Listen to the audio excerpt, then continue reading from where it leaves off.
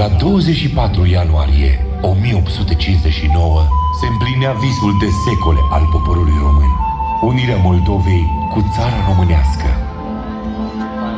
Desăvârșirea acestui vis a avut loc la 1 decembrie 1918, când Transilvania a întregit principatele române.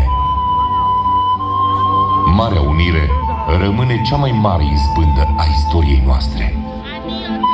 Dorința puternică a românilor a înfrânt orice vitregie a vremii. Națiunea noastră a avut forța și curajul să dea viață aspirației sale din totdeauna, statul național unitar român.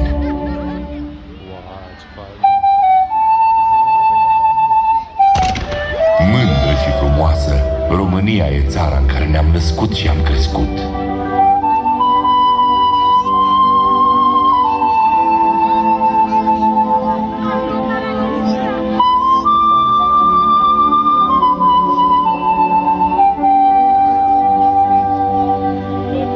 Strămoșii noștri i-au dat viață și i-au îngrijit pământul. Au luptat și s-au jertfit să-i apere hotarele.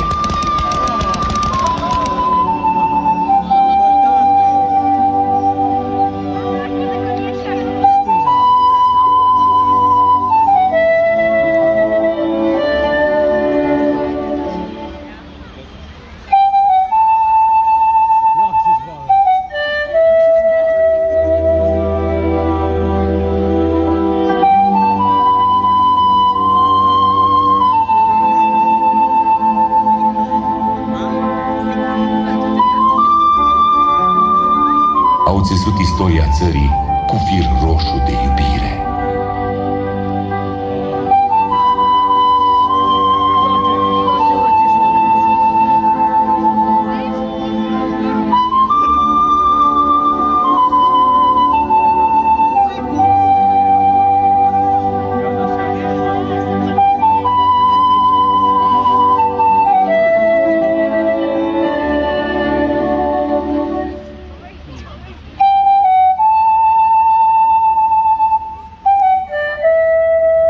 I-au brodat în piept pacea, au ocrotit-o și s-au rugat să-i fie bine.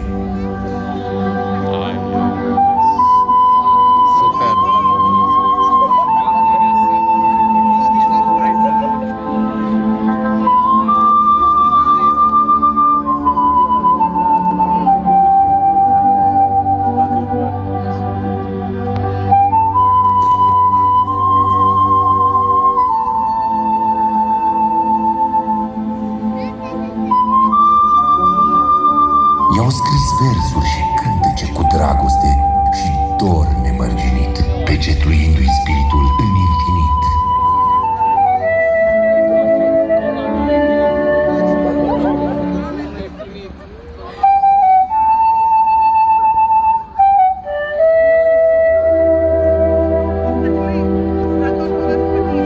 Valorile noastre au depășit granițele timpului. Ne leagă limba noastră cea frumoasă și credința în Dumnezeu. Am fost, suntem și vom fi apărători ai latinității.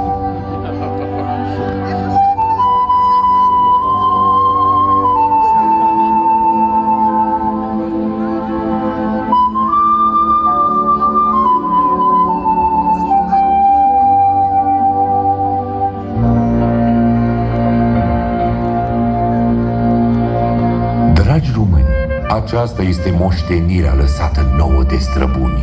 Față de ei, avem datoria să rămânem uniți și să trăim în armonie cu toate cele ce ne înconjoară.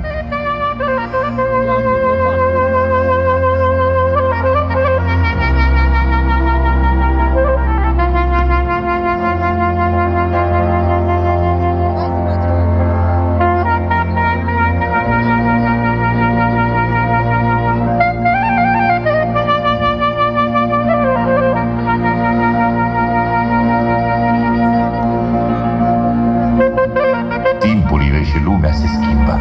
Nimic nu este veșnic. Legământul nostru este să nu contenim în străduința de a ne proteja meleagurile și credința pentru a le putea lăsa moștenire urmașilor noștri. Acum ne este mai ușor, pentru că facem parte dintr-o familie cu care împărtășim aceleași valori, Uniunea Europeană.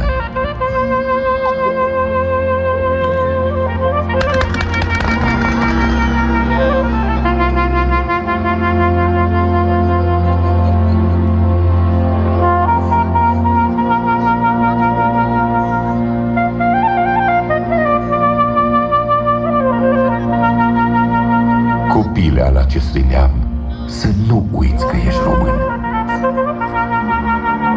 În lumea asta, oriunde te duce, să lași loc de bună ziua și de o cruce.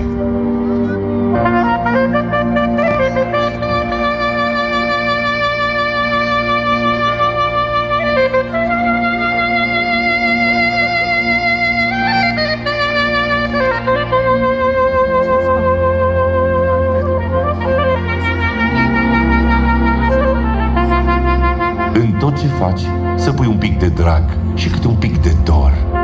Să știi mereu că o fărâmă din inima ta e strâns legată de acest popor.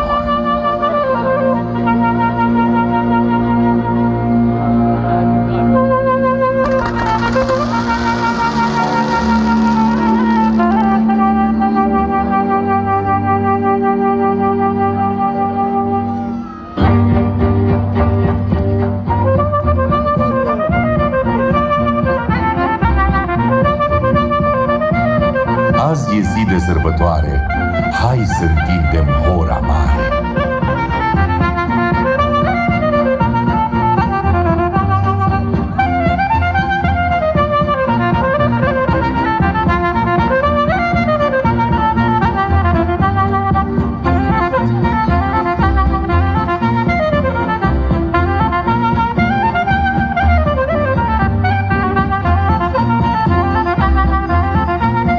La mulți ani, Cluj-Napoca!